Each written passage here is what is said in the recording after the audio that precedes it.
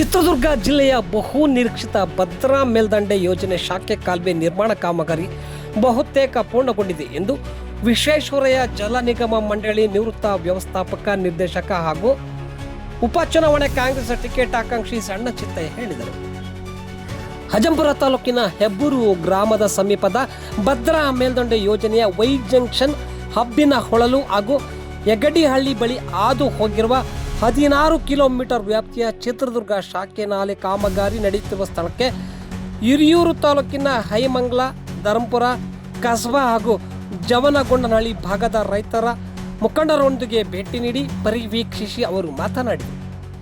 ನನ್ನ ಅಧಿಕಾರ ಅವಧಿಯಲ್ಲಿ ಯೋಜನೆಗೆ ತೊಡಕಾಗಿದ್ದು ಭೂ ಸಮಸ್ಯೆ ಬಗೆಹರಿದಿದ್ದು, ಇದರಿಂದ 16 ಕಿಲೋಮೀಟರ್ ದೂರದಷ್ಟು ಭದ್ರಾ ಮೇಲ್ದಂಡೆ ಯೋಜನೆ ಶಾಖೆ ನಾಲೆ ಕಾಮಗಾರಿ ಸೆಪ್ಟೆಂಬರ್ ಮೊದಲ ವಾರದಲ್ಲಿ ಪೂರ್ಣಗೊಳ್ಳಲಿದೆ.